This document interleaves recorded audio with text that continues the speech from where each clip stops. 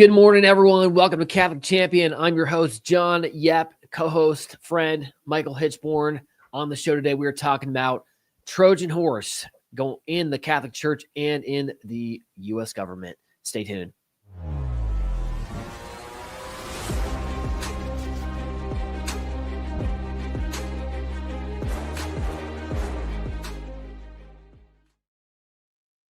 You've heard the term Trojan Horse before, I'm sure. Do you know the origin of it? A little bit of a recap. Going back to your, you had this in literature in high school, college, maybe you had a good grade school, 8th grade, 7th grade, read about the Greeks fighting the Trojans, okay?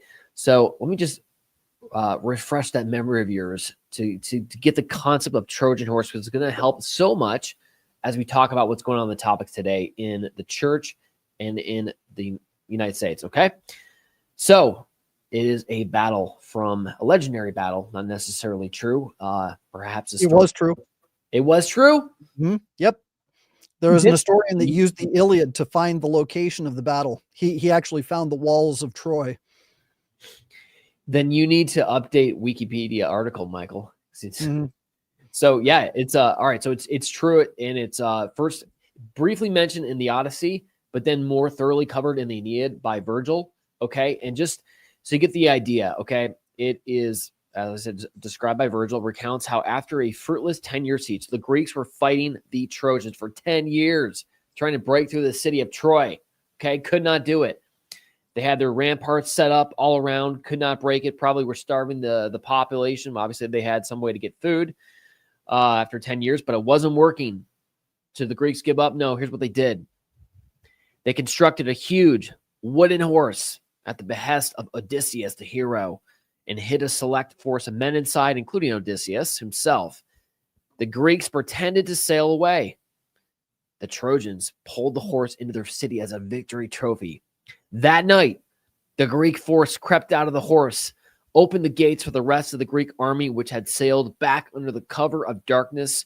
The Greeks entered and destroyed the city, ending the war. I'm going to read you the actual, just the 2-3 lines, kind of bring you in exactly from the Aeneid. You get the feel of it. Either there are Greeks hiding concealed by the wood, or it's been built as a machine to use against our walls, said the Trojans, or spy on our homes, or fall on the city from above, or it hides some other trick.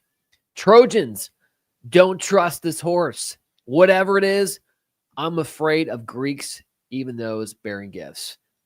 So you're pretty well versed, Michael, on the Trojan Horse story. Did you actually go there in your travels to find Noah's Ark, as you literally did? No, I didn't actually go to Troy, but I love ancient history. And when I was a kid growing up, I just loved to read the stories of the ancients, and I hated the fact that history books usually started around 1500 and never looked back. But I would usually thumb through the history books and look through the ancient stuff, and I was just fascinated by it. And I'll just add a little bit of detail. One of the things that people usually miss is the fact that the Trojans are the precursors to the Romans. It was Aeneas who sailed from Troy, landed on the peninsula, the Italian peninsula, and he was a part of the founding of Troy. Of course, there's the legend of Romulus and Remus, and that goes into a different element to it. But it was the Trojans, and the Trojans were the ones who built these massive walls, these massive cities. And so when you start to look at who Aeneas was and how his founding of Rome like they were all engineers. They knew how to build, they knew how to construct things and build them so solidly and so well that they were impenetrable. They had the impenetrable walls of Troy. So yeah, and the thing is, the idea of a Trojan horse now is something that has permeated our current nomenclature to such a degree that we even refer to certain types of computer viruses as a Trojan horse. Exactly. So you have this idea that you can penetrate, or you can get through somebody's defenses with a form of assault under the guise of a Trojan horse. So yeah, it's fascinating, but it's an understanding that we've had in Western civilization for thousands of years. Special shout out to Virgil, who basically gives us the perfect way to segue into our show, or to give the title for our show, which is Trojan Horse in the Catholic Church. Now that you have clear what that is, okay? It's an inside attack. It's a covert inside, very successful historically, right? And we're going to see how it's actually been used successfully within our own institutions, right? We always say infiltrated, the famous book by Taylor Marshall, right? But let's look at specifically today, how's that playing out? It's a constantly, I mean, it's also biblical. Christ always warned us, right? To separate the sheep from the goats, right? To separate the weeds from the harvest. So it's a biblical principle. And our job as Catholics is to constantly discern between what is good, what is bad, and do that separation, right? So we can see clearly. Now, specifically, what's going on? Okay, Catholics for Catholics. We just got across the finish line. Actually, Michael, you kind of helped us out a little bit with some of the editing. We're grateful for that too, for your work there. It's a book called, like I said, throw it on the screen, Trojan Horse in the Catholic Church, and it refers to the Synod on synodality. The line is the attempt to invert the Bride of Christ hierarchy and moral order. Okay. But before I get into what the book is about, let's talk about who wrote the book. Father Enoch. It's not a real name. Okay. That in itself, it's a pseudonym. The priest himself did not want to be named. Okay. And I think it says already so much about the state of the church that we're in. It's not for just fanfare. Like I'll just, call myself a secret name, make it like elusive. What is this book? Who actually is behind it? No, it has a real practical purpose for it. I mean, it wasn't too long ago that we had, remember Demos? Oh yeah. Demos jogged that brain of yours. See, Catholics for Catholics is not the only ones doing these pseudonym publishing names at times. Demos was a letter that was written about the state of the church, specifically with what's going on with the cardinals, written by a cardinal, roughly like what, 2020, 2021? It was around then, yeah. And it was kind of a warning to the rest of the cardinals, like, this is what the state of the church, what's going on. There's some real issues that we need to address. It was the whole craziness going on under Pope Francis, and Demos, we later found out, was Cardinal Pell. Yeah. Right. Rest in peace. Who died under just really kind of shady circumstances, to be totally honest. Right. Yep. You probably covered that better than I have. So anyway, Father Enoch wrote this book. We won't mention his name, but he's a renowned priest, very well established, very capable, academic, knows his stuff, and felt called. He came to us and said, look, can you guys publish this? Catholics for Catholics, right?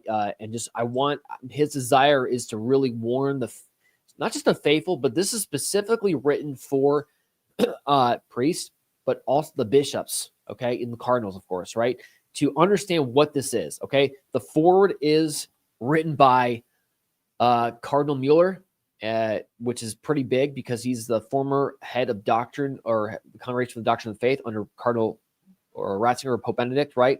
The Vatican served that role as the watchdog, the guardian of all doctrine across the entire Catholic Church. So the fact that this guy, His Eminence, has written the foreword, that's huge. Here's what he had to say about it. The article from LifeSite about this book.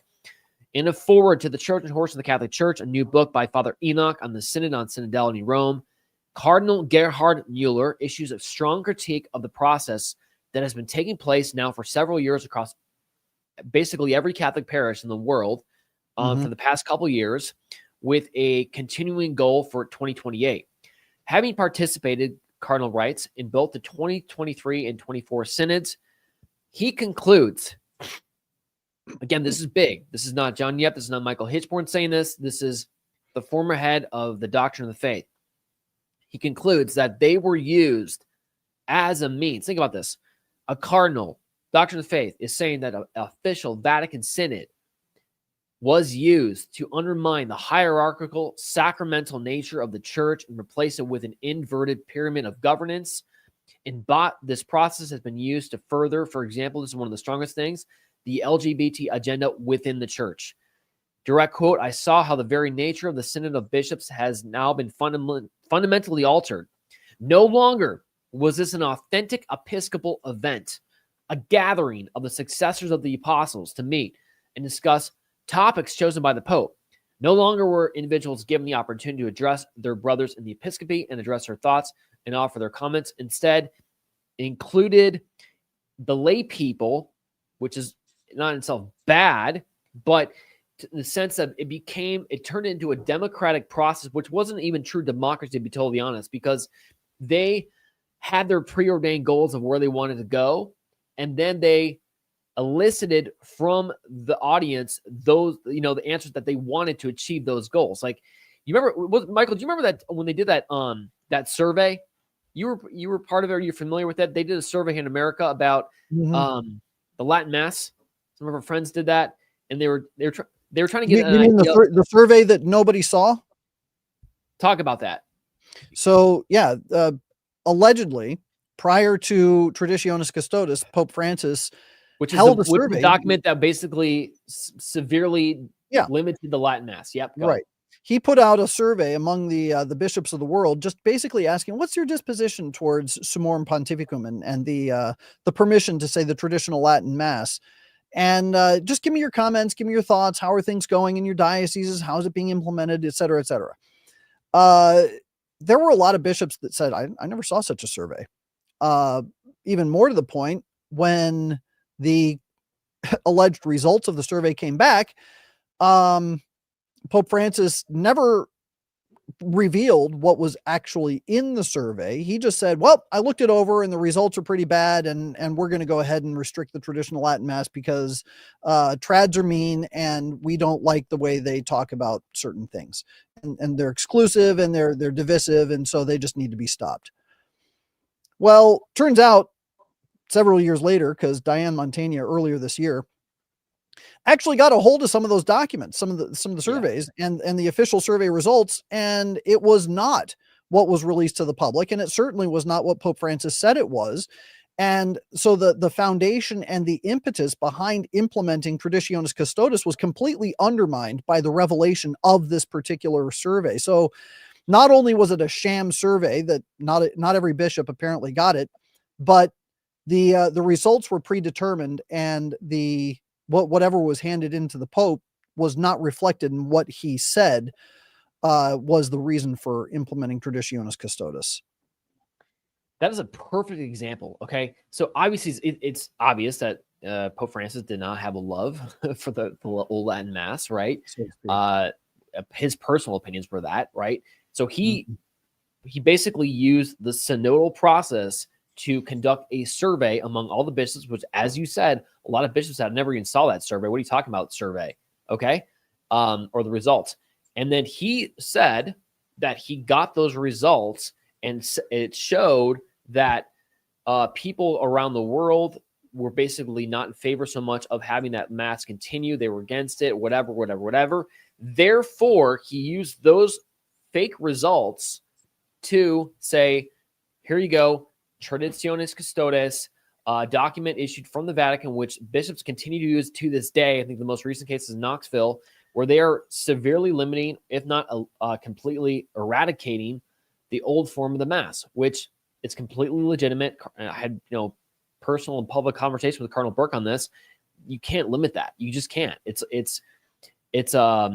once instituted by the Church, it can't be restricted in that sense. So that's a perfect example of how the synodal process is used. It's a false idea, and it's inverting this hierarchical structure. As the worst case, obviously, is things that we've seen with the promotion of the LGBT agenda. Same thing. Oh, the people want this, therefore we need to act. It changes the Catholic Church into more of basically like an Anglican version of the Catholic Church. So one of the things people have to understand about the nature of the Trojan Horse, and they've got to understand it in relation to what modernism is, because what the Trojan Horse is, you have to understand the Trojan Horse, it's a statue. Okay. It's a statue of a horse. And what they did is they hollowed out the inside. So in other words, they emptied the horse of its contents, and then they filled it with their own warriors, their bad actors. This is the same way a virus works, by the way. A virus reprograms a healthy cell, empties it of its nucleus, and implants a new nucleus that is programmed according to what the virus is. That's how a virus works, and that's how it spreads. So a virus, in a sense, is a Trojan horse. When you look at the way the modernists operate, What a modernist does is he empties out the real meaning of a word and replaces it with his own meaning. And even though he uses words that may sound somewhat orthodox or somewhat sound, he actually means something else. Now, if you look back towards the 20th century, you probably heard the phrase double talk or double speak. You know, you'd get a cop who arrests somebody and the guy says something that's kind of off and he says, "What kind of double talk is this?" Well, the double talk is to say one thing but mean another because you've emptied the words of their meaning and replaced them with something else. So the way the modernists operate, when they talk about things like immigration reform, they talk about things like dignity, okay, the inherent dignity of the human person. They've emptied the meaning of the word dignity and replaced it with something that does not mean dignity or dignified. So, and I can go into the etymology of a lot of different words to discuss this, but the fact of the matter is that when you talk to modernists about various issues going on in the church, and this is the problem of the synod, really, ultimately, this is the problem of the synod. They talk about church structures. They talk about the various nature of the way the church is going to conduct matters and how it's still traditional. It's still always the way the church is operated. But really what they mean is something completely different. And you can't have a rational conversation with a modernist about certain things because you're not speaking the same language. And that's the real problem that we're facing here with this synod on synodality. It is. And it's, it's not going away. People may have been mistaken to think, okay, well, that was kind of the thing under Pope Francis that he was doing. People kind of went to sleep. It's continuing. Okay. This synodal process, it's going to culminate in a 2028 synod. Pope Leo so far has expressed, even from when he first came out on the loggia on May 8th, vowed to continue the synodal process. So this effort is a sincere effort on part of all of our supporters, people here at Catholics for Catholics, to bring to attention what's going on here in the church. And we want our bishops to be aware that this has sinister roots, really, this whole idea of this synodality, okay? It's not Catholic. And we have a duty per canon law, I think it's 202, to make known to the pastors in a very spirit of a humble reverence our concerns, 212. Right? 212. Mm-hmm. 212 canon law about what this is. So that's what we're doing. We're fulfilling the obligation that we have as lay people. That's why we wrote this book, or we helped bring this book across the finish line. It's not lay people. It's actually a priest and a cardinal. And we just did what lay people do. We carried it across the finish line. We produced the book. We published it. Now here's your action item. Okay. Before we move on to the next Trojan horse here in the local government, bishops are meeting in a few weeks in Baltimore. They meet once a year. Okay, this year's very significant because they're going to be choosing the new president of the United States Conference of Catholic Bishops. Archbishop Timothy Broglio will be stepping down, and a new bishop will be taking place. There's a few in the running. Okay, some tend to be more orthodox than others. Okay, so we have a job for you. Okay, we announced this a few days ago. It's sponsor a bishop. Okay, again, this book right here, people, is designed for them specifically, and a priest. If you may, it's going to cost roughly $25 to buy the book, print it, get it there to Baltimore, whatever. So we're basically encouraging you to go onto our site, or the links in the description, to make a donation and help us get 440 bishops a book. Okay, so that they can have it. At the very least,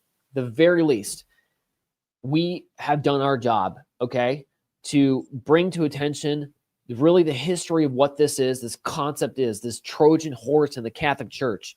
And it's now up to them. They can choose to ignore it or listen to it and act accordingly, because we're asking for Orthodox, we're praying for Orthodox teachings from our bishops and holy fathers and our cardinals. We need that. The lay people need that, okay? We need that to be able to properly fight against. It's already enough trouble, what we got going on with the world, okay?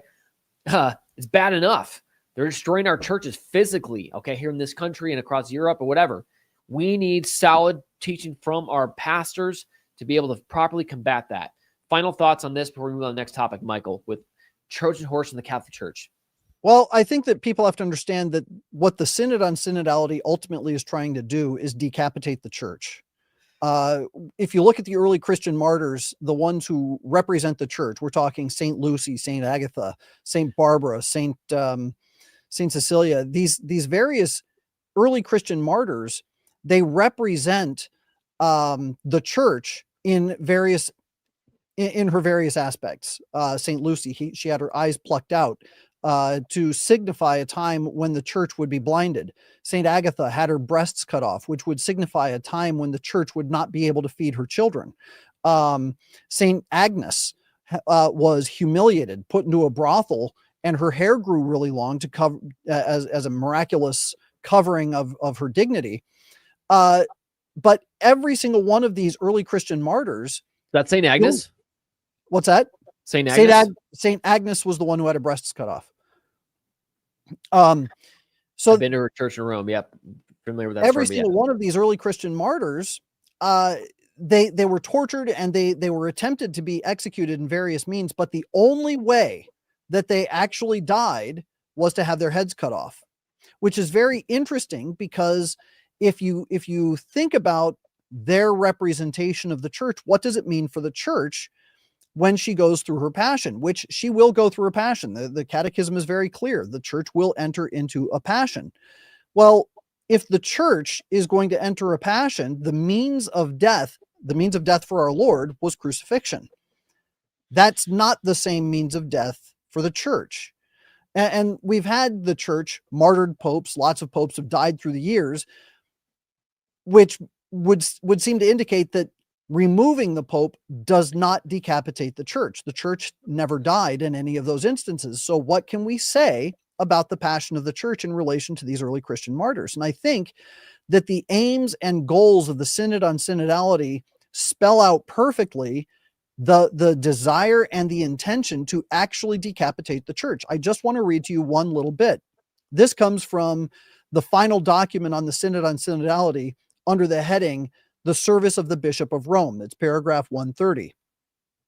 It says, the synodal process has revisited the question of the ways in which the Bishop of Rome exercises his ministry. The Bishop of Rome, who is the foundation of the church's unity, is the guarantor of synodality. He is the one who convokes the church in synod and presides over it, confirming its results. As the successor of Peter, he has a unique role in safeguarding the deposit of faith and morals, ensuring the synodal processes are geared towards unity and witness. Together with the Bishop of Rome, the College of Bishops has an irreplaceable role in shepherding the whole church and in promoting synodality in all churches.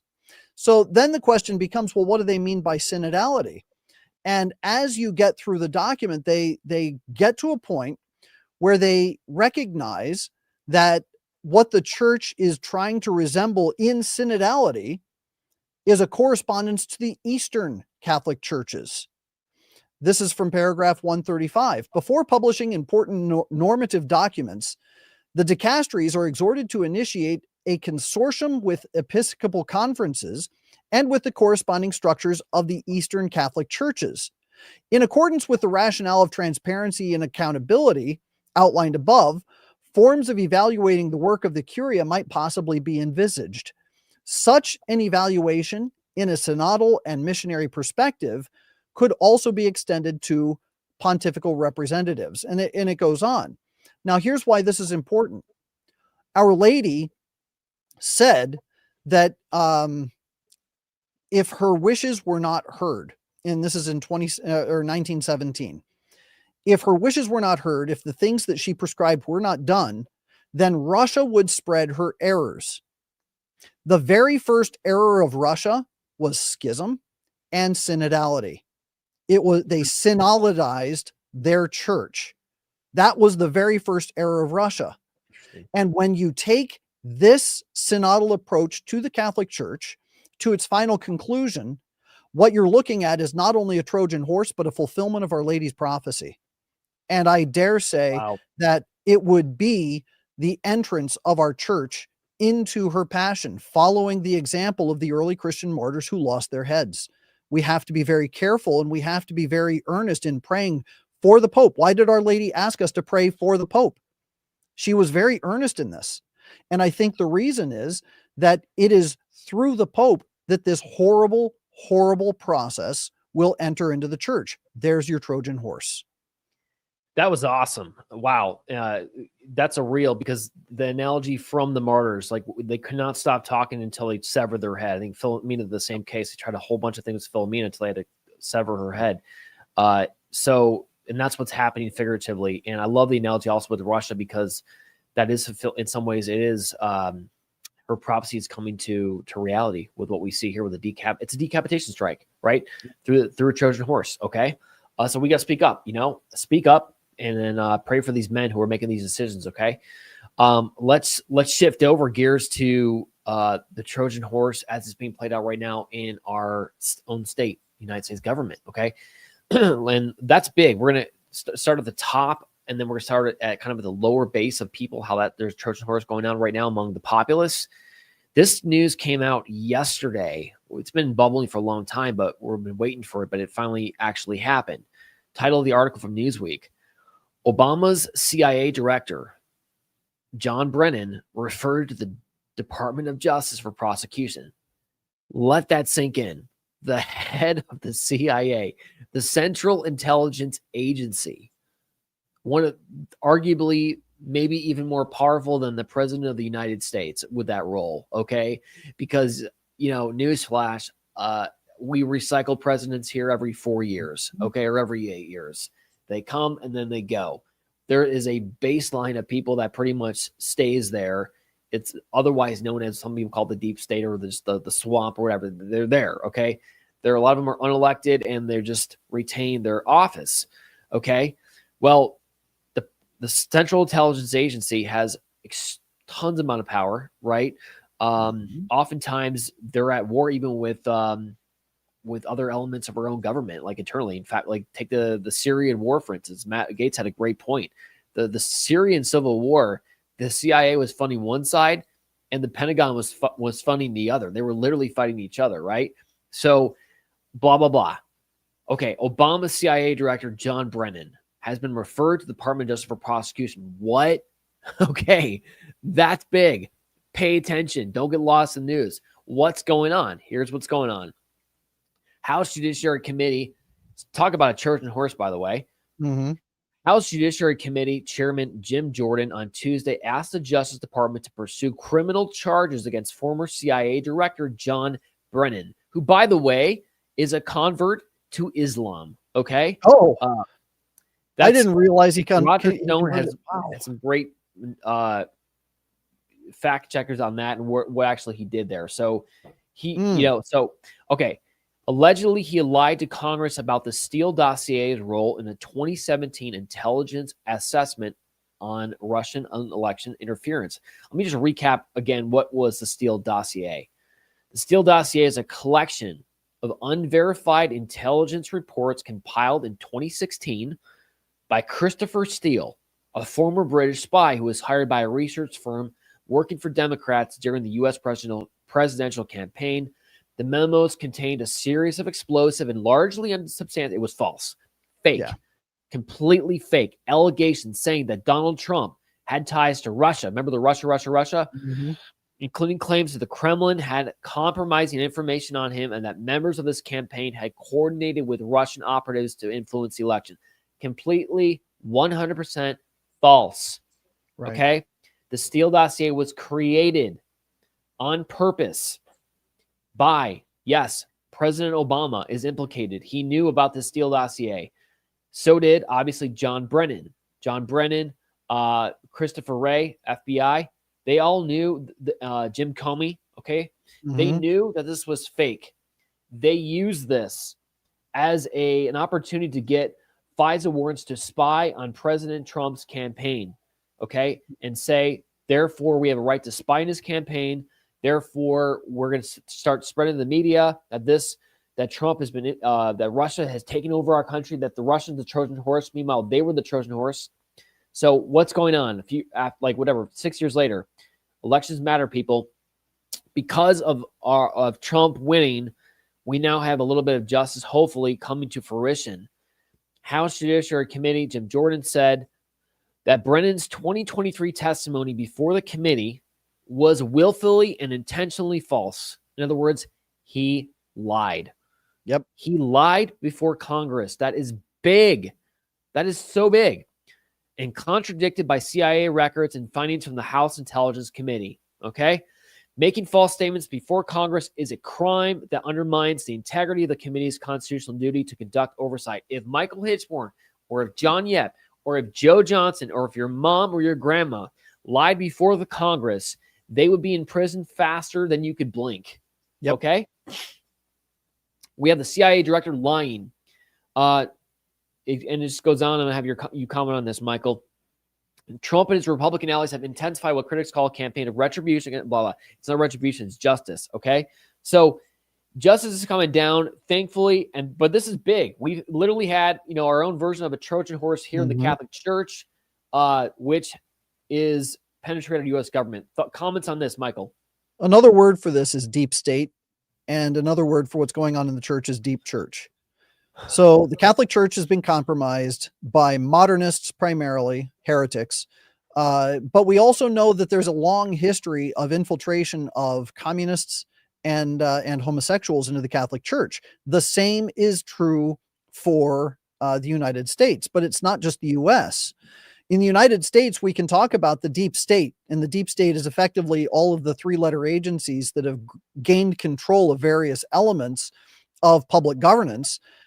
So you've got the governance taking, the controls that are being enacted by the CIA, by the FBI, the CDC, or not the CDC, but the Department of Homeland Security, DHS. These entities control the flow of information, and because they control the flow of information, they're also controlling what the public sees and what key elements or key aspects of the government sees. Now, what we know about the Steele dossier is that it was created primarily by Hillary Clinton and her campaign.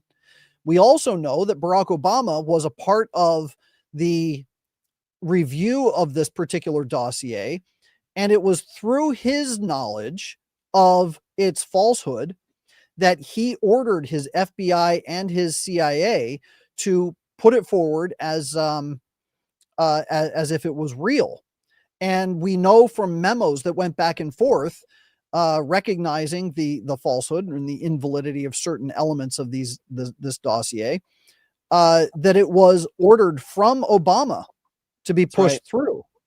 So my understanding, and I keep hearing rumblings of this, but I've not seen anything to substantiate it yet, is that all of these indictments, Comey, Brennan, all through the people who were dealing with the dossier, are all steps to getting ultimately to Barack Obama and filing an indictment against him, which would be a huge blow to the deep state in the United States, because he really has been the mastermind behind a lot of this for at least the last 7 years.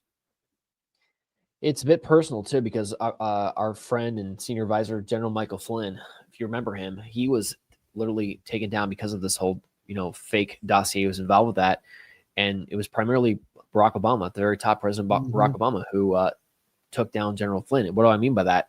You remember, shortly after Trump won the election, in spite of this fake Russia dossier, Obama told President Trump about a week after he was elected, there are two main threats to the United States. He said, number one, North Korea, and he said, number two, General Michael Flynn. Okay. And the reason General Michael Flynn was targeted was because of just how much he knew. He knew that Flynn would be faithful to Trump. He knew where the bodies were buried.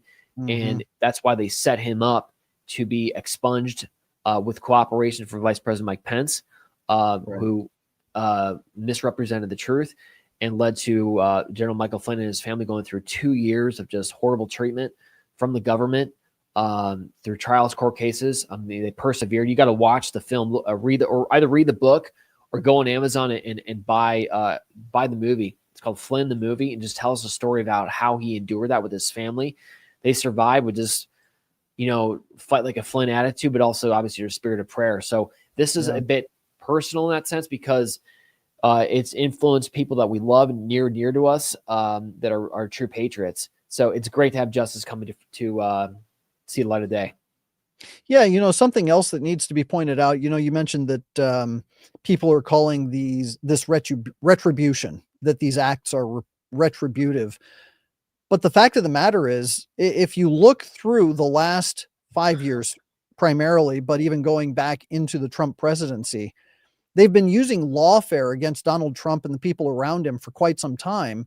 And they've been trying desperately to use the law, even under false pretenses. They've framed him in a number of ways to try and put him away, to try and either put him in jail or to corner him, to box him in so that he couldn't possibly have any political influence at all anymore moving forward.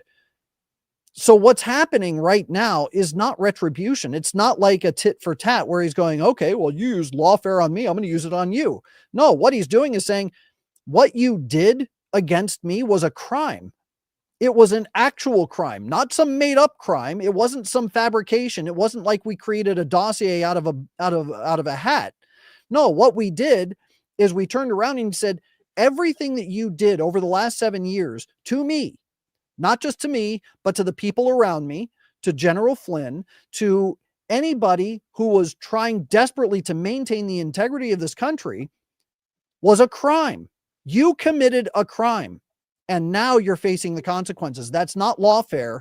That's actual criminal indictment based upon the commission of a crime. So this is where things need to get cleaned up. People need to stop saying, oh, this is tit for tat. It is not. It is absolutely not. It is actual indictment based upon real criminal actions. There you go. That's the movie right up there on Amazon. You can get that. That's your second action for homework. First, you got to do the sponsor the Bishop campaign, and then go watch the movie on Amazon. Learn about how our Trojan Horse infiltrated the U.S. government. Okay, and watch the movie about Flynn. Let's talk about a Trojan Horse that's operating at the base. It sounds like, whoa, this is crazy. All these people are protesting. What is this? Well, there's more to the story, as you can imagine. Over the weekend, you heard the term No Kings rallies, protesters. Okay, here's an article from the Daily Signal. The second round of the No Kings protest, there you go on the screen. You can watch that. Turned out to be a hate-filled, unpatriotic parade where attendees could freely let out their vitriol for the president while openly calling for the death of their political opponents whom they deemed comparable to Adolf Hitler. And here I thought, after the assassination of Charlie Kirk, Democrats believe, as former Vice President Kamala Harris wrote an act, that political violence has no place in America. Here are some of the most interesting signs. You had stuff like Antifa, anti-fascist, fascist equals Nazi, Nazi equals bad, get it out now.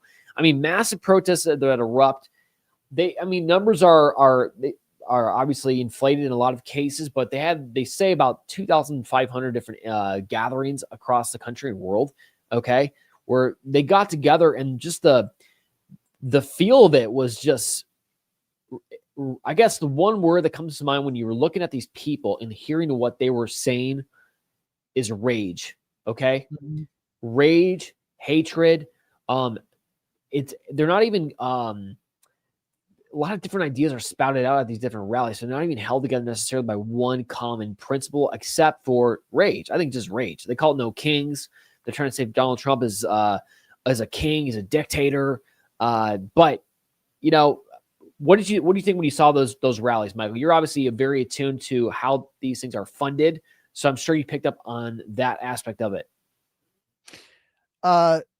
You want to know my real thoughts when I saw the people out there protesting? Pity. Yeah, my first thought was, well, at least now we know who they all are. The world is full of stupidity, and they put it on display in full view for everyone to see this past weekend. And I don't just mean stupidity in the sense that, oh, well, they're just dumb. I mean actual stupidity, because these people didn't really know what they were protesting. They went out there and they were saying no kings. And so when you ask them, well, what do you mean by no kings? They didn't really have an answer. They just said, Trump's a dictator, Trump's a Nazi, Trump's a fascist, blah, blah, blah. But they had no concrete anything to point to. Well, he did this with USAID. Is that within his power? Well, that's not the point. Well, yes, it is the point, because if it's within his power, then he's not acting like a king. He's acting like a president. He's actually doing what he was put in office to do. If he steps outside the bounds of his authority and power as president of the United States, then what's he doing wrong? Well, unfortunately, we have a weak Supreme Court that's not going to challenge him. And so therefore he's able to do it. You know, we can't determine what the power of the presidency is because the Supreme Court won't stand up to him. Well, now you're talking about a problem of the three aspects of government, but the Congress, the judicial branch, and the executive branch, so all three branches of government are operating to full capacity. And they're not calling him out, and they're not saying that Donald Trump is any kind of a dictator or a king, except for like Chuck Schumer or Nancy Pelosi, who are crazy and socialists. So when you start to put the pieces together, you can see that, yeah, these people have been infected by the virus of liberalism, and they are so wound up emotionally about what they're told on CNN, about what they're told on MSNBC, and what they're told by Chuck Schumer and Nancy Pelosi, that they don't know what they're upset about. They just know that they're upset. They know they're mad. And this is what I mean by stupidity on display. They don't know what it is that they're protesting, except for the fact that they're mad because they were told to be mad. Useful idiots. Yep. They use a quote from Lenin, okay? Referring to the people that are just used for a political end, okay? And they're cogs in the wheel, okay? They're angry, but they don't even know what they're angry about, okay? Now, so who's behind this? Who infected them? Okay, this is it. We've got to get to the root of who are the Trojan horses. We talked about the church, what's going on with there, the Synod on Synodality. That's the Trojan horse. We talked about what happened, essentially a coup, the attempt to overthrow Donald Trump, the duly elected American president, by the former president, Barack Obama, and CIA director, and down the line to some of the top officials, okay? Trojan horse. Trojan horse behind these No Kings rallies over the weekend. Who is it? Trump himself said it on a press conference on the plane on Air Force One. Throw the picture of George Soros up there. Yep. Born into a Budapest non-observant Jewish family, Soros survived the Nazi occupation of Hungary and moved to the United Kingdom in 1947. Okay. He is estimated to have $7.2 billion, having donated more than $32 billion to Open Society Foundation, which in turn funds other left-wing NGOs all across this country. Okay. That man needs prayers. And also his son, Alex Soros, who's kind of taken control of a lot of what his father is doing now that he's in his later years. Okay. This man is evil. Okay. And he has funded so many, even like a lot of our local political races, especially attorney general races. That man understood before a lot of us did how important AG races are in individual states, right? Or local, whatever, school boards, things like that, because that is where policy is made. That's where justice happens at the local level. If you erode trust there in local government, especially with accountability before the law, you lose control of the populace of the country. You don't have a country, okay? That man has been behind a lot of the funding of it, okay? Trump has woken up to that. Trump is going after them. Thank God we need that. But George Soros is a primary figure behind these rallies because it's not organic. I've done rallies before. Michael's done rallies. I've organized them. I know how hard it is to do this. It's difficult. It takes a lot of planning. It takes also money, okay? Those are coordinated. These are people with the same signs, same whatever. A lot of times they've actually pinged these cell phones of these protesters. They're the same protesters that show up in different Antifa rallies across the countries. They're paid protesters with people that are also just caught up alongside of it. George Soros, you know this guy backwards and forwards, right, Michael? I know him pretty well. Not personally, I hope. No. I know of him well enough to say that there's enough evidence to say that he was a Nazi sympathizer that sold out his fellow Jews during the Holocaust. So if anybody's a Nazi, it would be George Soros, not Donald Trump, whom he opposes. Yep. It's ultimately Kristen Hawkins, I think, had the best analysis of the No Kings rallies. This is not a protest against Donald Trump. It is a rebellion against Christ, who is king. Yep. Because the king, Jesus Christ, brings order out of chaos. Right from Genesis, God brought order out of chaos. These left-wing groups, they typically use immigration as the number one issue because they love that chaos. They swim in that chaos. They hide in that chaos. They want disorder. They want this whole government shutdown right now that's happening. Anyone following that? Like, have you traveled recently? I traveled just yesterday. I had to go to Las Vegas to speak at Legatus. And I was going through TSA. That's the TSA guy. Like, hey, guys, like, what's it like? You know, this government shutdown. He looked at me. He's like, yeah, well, honestly, he said, it sucks. Why does it suck? Well, 21 days without pay. They're not being paid right now. I said, well, how are you paying your bills? We're not. So I said, like, it's got to be stressful. He said, well, thank God I have a little bit of reserve. I'm able to use that. But he said, I really feel for my fellow TSA employees and the soldiers, by the way, who they have to project, like, how am I going to make my monthly mortgage or rent on my apartment? They don't know because they don't know when this government shutdown is going to end. Okay. There's a government shutdown. The Democrats have caused it. Okay. Why are the Democrats stomping their foot and not cooperating with the budget? It's very simple.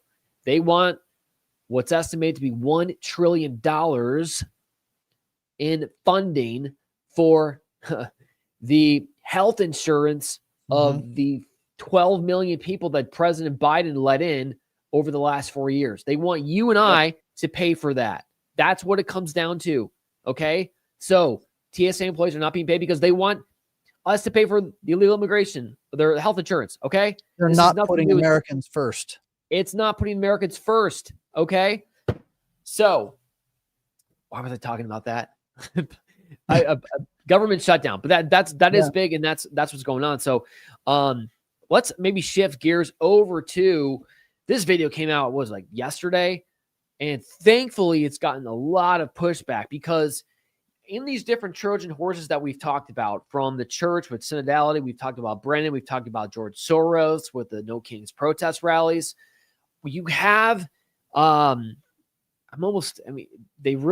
scandal of the faithful. They're figures.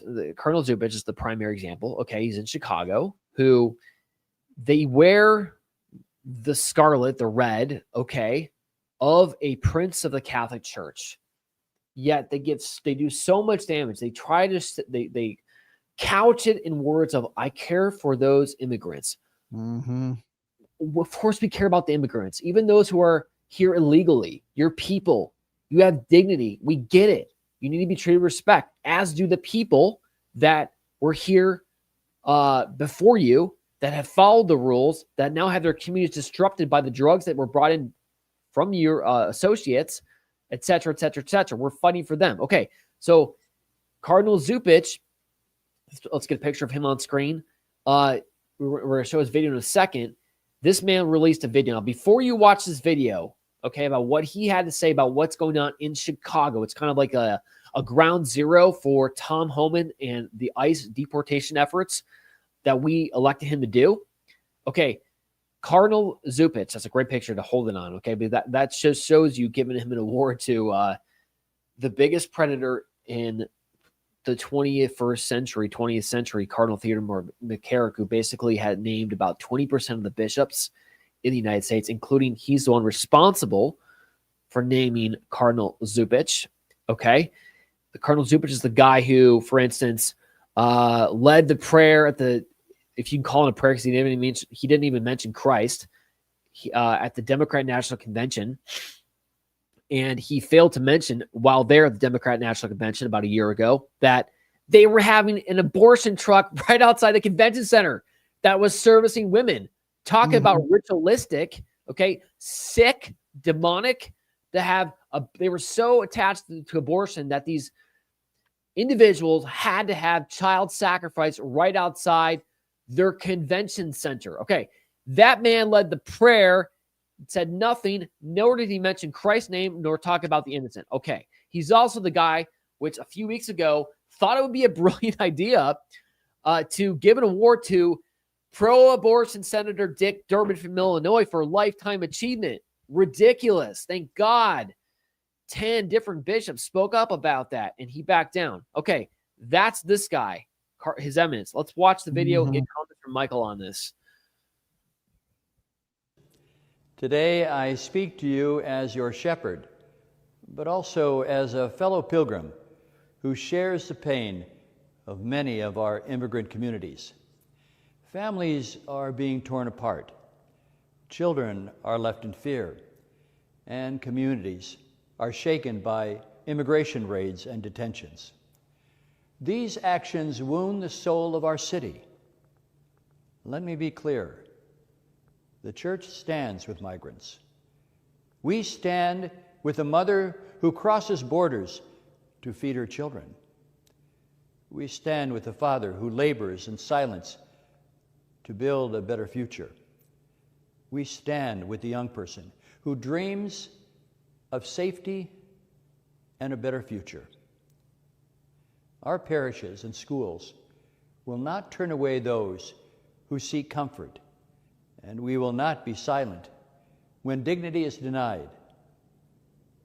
In the enforcement of the law, it is essential that we respect the dignity of every human being.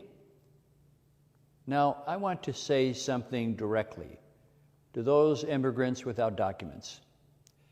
Most of you have been here for years. You have worked hard. You have raised families. You have contributed to this nation. You have earned our respect. As the Archbishop of Chicago, I will insist that you be treated with dignity. Americans should not forget that we all come from immigrant families. You are our brothers and sisters. We stand with you. God bless you all. Well, Michael, what do you think? Well, I mean, it's what did he say? I mean, ultimately, what did he say? He just kind of sat there and said, well, we stand with you. Oh, our country was made of immigrants. Okay. Some of you were here and you've been here for years because you worked hard to get here. Okay. And I kept waiting for the shoe to drop. What is he trying to say? What's his point?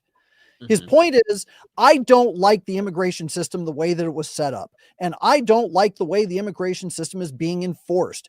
And I really liked it when Joe Biden decided he was going to ignore immigration laws and just allow people to come in across the border and set up shop wherever they wanted to without any kind of vetting process, because you know what? That was better for my pocketbook, because I was able to get paid to help these people across the border and get resettled in different locations. But now, since it's affecting my pocketbook, since I'm not getting paid to help immigrants come across the border, I'm mad. And I'm mad, so I'm going to stand against what you're doing without giving any specificity, without naming any particular crime or sin that's being committed. So he's either a politician or he's a shepherd, but he can't be both. But he's actually acting as neither, because he can't even articulate what it is that he's upset about, nor can he establish or indicate what the nature of the evil that he's trying to stand against actually is. It's that's good. I mean, it's not a lot. It's not very substantive, but it's a shot across the bow. It's a warning. Basically, it's to say we are against what President Trump is trying to do to restore order to, I mean, for crying out loud, like, it's one of the worst cities in the country. What's going on with the gang violence in my home city of Chicago. Okay. You think that His Eminence would be in favor of the restoration of order there in that city. Right. It's just, I'm by and large, I mean, there's probably abuses here and there with how they treat these people as they arrest them. Okay. I'm not saying that everyone's perfect, or God forbid that they shouldn't be outside churches waiting for people to come out of church and then arrest them. I think that's wrong. But there has to be different ways. There has to be cooperation in some extent. But these ICE agents who are good people are left like, what are we supposed to do? Like, we have to like sort through the sheep from the goats or whatever, right? And take and arrest these people, right? So dignity must be implied. But what's hard for all of us we say this all the time, it's hard for us to watch these videos, because when you understand that our tax dollars were used, first, we pay taxes to the federal government. Federal government gives grants to the United States Conference of Catholic Bishops. Catholic Bishops gives it then to the Catholic Charities, and they give it to groups like the Archdiocese of Chicago. Okay, so it's really our tax money which filters down, which basically was used during the Biden administration and before to fund this illegal invasion of the United States. All right, we paid for that. You and I paid for that, okay? And the Archdiocese, Michael, you can correct me, was one of the biggest recipients, too, a lot of these grants coming from. So Cardinal Zubich received a lot of money, okay, during that time. Scroll through his X feed or his statements during the whole Biden administration. How many times did he speak up about a border that was out of control, about fentanyl, about drugs, about human trafficking? Well, when was the last time he talked about abortion or the problems of sodomy within the church? Or, name an issue that actually has to deal with souls and salvation, and just ask yourself, when was the last time he talked about this? When was the last time he actually expressed any concern for a soul going to hell? Does he actually believe in a hell? I'm starting to wonder. It's hard for us. Exactly. Like, we want to have a rational conversation, but you have to be rational. Okay.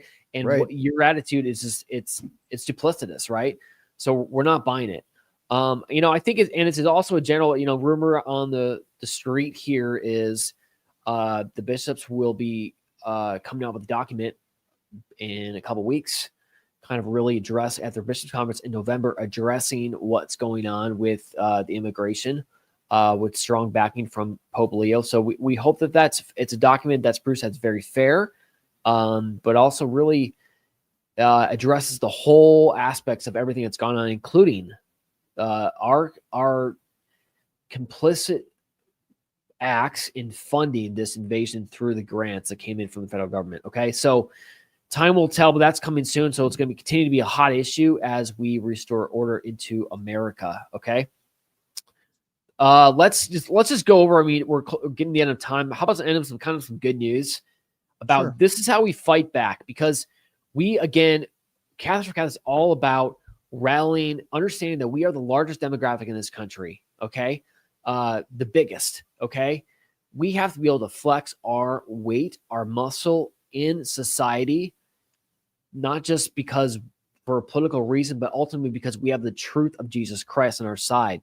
The principles that our church has given us are salvific, okay? We have a duty to proclaim them, and that's what I mean by flexing our muscles and pushing back against a society that hates us, okay? Mom Donnie, who's about to become the mayor in New York, hates you. He hates Christians. He's about to become mayor in the most important city in the country, New York City, the symbol, not only for the states, but here for the world, okay? He is a Marxist, radical Muslim, okay, who does videos next to drag queens and laughs about it, okay? They hate you and I, okay? That is advancing rapidly. You had Dearborn, Michigan, which has been completely run over by the Mohammedans, okay? There was I just saw this clip yesterday of them, and by the way, once they come here nice, we'll play the rules, and then they slowly creep, and then they take control, and they force you out, and they persecute you. That is the pattern of Islam over 1,500 years, okay? Yep. Dearborn, Michigan yesterday, they had this, it was like a hearing in front of the city council, and the police chief, who's now he is a member of Islam. They actually have Arabic in their on their squad cars, okay? Mm-hmm. Was making an argument for the case that these little frightful sounding calls from the imam for the prayer call that 5 times a day would just ring out across the city of Dearborn, they have a right to be played. He said, look, if the Christian church bells are played across, the Catholic church bells are played across churches, we can be able to say this too across our cities, right? Mm-hmm. It's equal. It's fair. What do you say to that, Michael? Well, this is part of the problem with a syncretist society. Freedom? Yeah, that's exactly. You knew where I was going to go with this. Yeah, it's good. It's or Matt Waltz had a more pithy response. He said, "Look, you guys didn't build this country, okay? There is nothing." Matt Walsh's words. Islam had nothing to do with the creation of the greatest country in the world. Therefore, we'll play our Christian signs and songs, but not yours. I agree with that. But, okay, I digress. How do we push back against this culture that hates us? Well, here's a positive example. Remember that fact when you had the state of Washington Catholic governor who cited his Jesuit training for this, by the way? I remember it was like Jay Inslee said, because of my Jesuit training. And that was, he prefaced it with that. And then he led to the conclusion, therefore, Catholic priests in my state must violate the Seal Convention when it pertains to issues of whatever, sexual abuse of minors, whatever, things like that. Okay. That was what he said. Well, we all pushed back collectively across Catholic groups, Bishops' Conference. Awesome to see this. We came together, we pushed back, and we won. How did we win? Well, they backed down. Officials in Washington state have agreed to back off a controversial effort to force priests there to violate the Seal of Confession, a part of a mandatory abuse reporting law. Yeah, that's awesome. A motion filed in federal district court on October 10th affirmed the state and local government would stop attempting to require priests to report child abuse learned during the sacrament of reconciliation. Of course, child abuse is wrong. It's horrible. But there are some things that are just so sacred, you can't break that seal because obviously you force them to do it for that issue. Wait 3 months, and there'll be a whole list of other 10 issues. Did this person steal money out of the cash register? You have a mandatory duty to report this, okay? It's their attempt to break. They hate it. They can't stand that seal of confession. It's sacred. It comes from Christ himself. They want it destroyed. And worst of all, it's come from a Catholic governor name. Anyway, we've pushed back. They've backed down. Let's take the win. Thoughts on that? Yeah, no, you're dead on. I think that the real problem here is that once it's a slippery slope argument, but the fact of the matter is you're requiring a priest to commit sacrilege at some level, and it is an absolute violation of our ability to practice our faith in public, or just the ability to practice our faith at all. So, yeah, it is a win.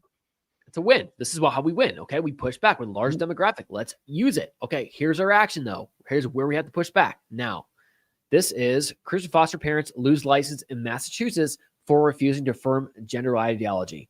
Lydia, Heath, Marvin, they have 3 teens and have fostered 8 kids under age 4 since 2020.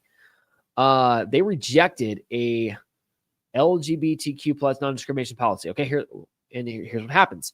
The foster couple, Christian foster couple, is speaking out against the state of Massachusetts for taking away their foster license because they refused to sign a pledge to affirm gender confusion. CBS News reported that Lydia and Heath, who currently have 3 teens and have sponsored a number of kids, refused to sign the State Department of Children and Families, DCF, LGBTQ, I can't even say those letters, like 10 of those letters plus, non-discrimination policy, which requires a foster family's ability and willingness to support and affirm gender trans or confusion among children placed in their care. They appealed their judgment, but they have been denied. So their license has been revoked. Ouch. What do you think? What do you say to that, Michael? Well, I'm glad that they were able to punch back, but the fact of the matter is that you've got a situation where not only are these individuals, the parents, being forced to violate their consciences, but you also have a situation where they are trying to mandate and to codify the corruption of the morals of children. And it's a serious problem in this idea. It's amazing how the liberals will always say, well, we're not trying to legislate morality. And yet they're going to turn around and say it's immoral for you to deny LGBTQ people, blah, blah, blah. Well, wait a minute. Are you legislating morality or not? They don't want to admit that, of course, but that really and truly ultimately is the problem. And this goes back to my other point. You can't have a multicultural society live under the same set of laws. You just can't, because these people will either be oppressed or they will oppress us. That's the nature of it. They're not going to be able to have a peaceful coexistence because the law has to side with one side or the other. It can't do both. The ironic thing is this is happening in Massachusetts. Okay. So Massachusetts, the secular atheistic government of Massachusetts, is attacking a core Christian belief that there are two genders. Okay. They did it by being the first state to enact same-sex marriage laws. They did. They have that running for them too as well. Massachusetts, little history lesson here to close off this show. Almost over 405 years ago, in 1620, you had, we're going to celebrate Pilgrim's Day very soon, a few weeks, right? Thanksgiving. These pilgrims who came to Massachusetts, before they got off the boat, they established the Mayflower Compact. Here's a key line. Let this sink in for the Massachusetts government. Having, in the name of God, amen. So I start it. Having undertaken for the glory of God and the advancement of what faith? The Diwali Hindu faith that we celebrated yesterday at the White House? Having undertaken for the glory of God and advancement of the Christian faith, and in honor of our king and country, a voyage to plant the first colony in northern parts of Virginia and Massachusetts, do these present in solemnly in the presence of God and one another covenant and combine ourselves together into civilly. It goes on. But the point is, they were clear.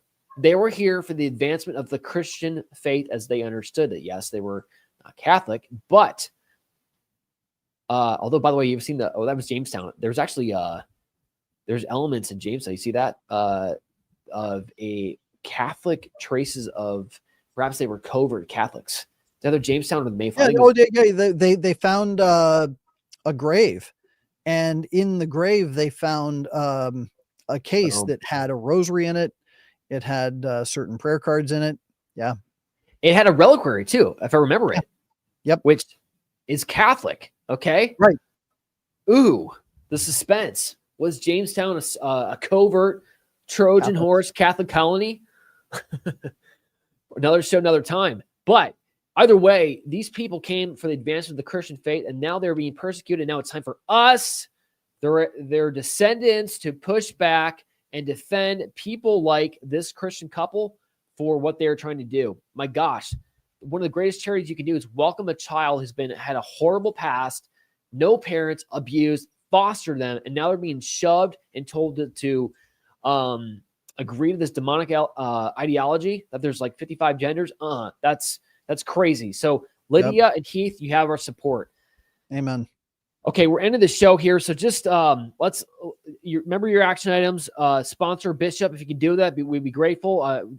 Grateful for the donation that just came in from Deborah. Deborah just gave us a $25 support for a book. Interesting. She comes from Michigan and she donates the book in memory of Father John Hardin, SJ, one of the great heroes, the good Jesuits who fought hard to proclaim the faith. Also for Janet, who also just sent a donation for that. So she sponsored 4 books from Palos Heights, Illinois. Thank you for that, Janet. Appreciate that gift. And we're sending that to the bishops. So that's your homework. Also watch the show for Flynn. And then keep praying for the Charlie Kirk case.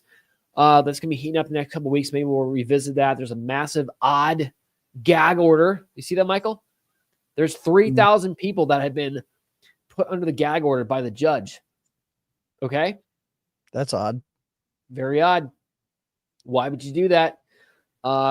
That's going to be interesting. Let's hope the truth comes out there. So continue to pray. Well, let's just end with a Hail Mary for, or how about St. Michael? We're going to ask St. Michael that Michael can defend us from Trojan horses, both in our own church, our own government, and most importantly, our own souls, because the ultimate Trojan horse is sin. Sin looks good. It looks like an apple, okay? It enters you and destroys you, okay? You stop that through the intercession of the saints, devotion to Our Lady, and a sacramental life. So let's pray for that. Let's end with that prayer. In the name of the Father, and the Son, and the Holy Spirit, amen. Saint Michael, the archangel, defend us in battle. Be our protection against the wickedness and snares of the devil. May God rebuke, and we humbly pray. And do thou, O Prince of the heavenly host, by the power of God, cast into hell Satan and all the evil spirits that prowl about the world, seeking the ruin of souls. Amen. This has been an edition of Catholic Champion. Champion because it is named after the apparition site in Wisconsin. We have a duty to proclaim Our Lady's message. We will see you next week on the show. This is Michael Hichborn, John Yep. See you next time.